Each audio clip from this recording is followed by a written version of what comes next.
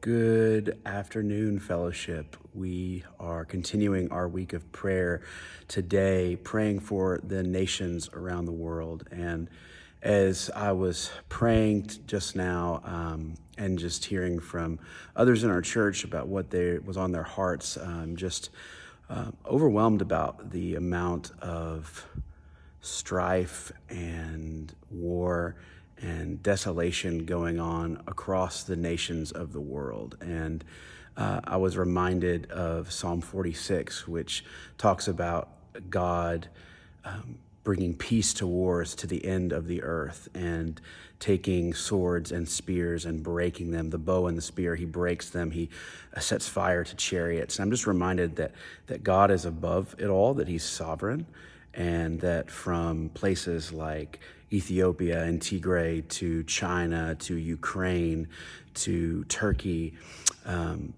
to all of the places where there's strife in this world, that God is sovereign and he loves people and he is using his church to minister in these places. So I want us to pray today for the nations of the world, that they would see Jesus lifted high, that the churches in these nations would be strengthened and would be lifted up, that people would come alongside them, Christians in these nations, to hold their arms up as they serve, as they minister in these places of real privation and strife and struggle and war.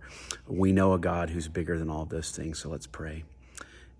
God, won't you magnify your presence and your name in the nations right now.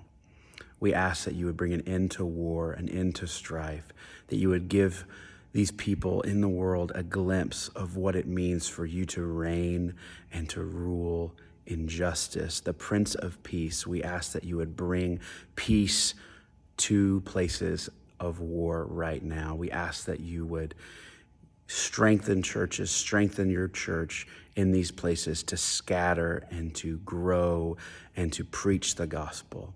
We love you, Jesus.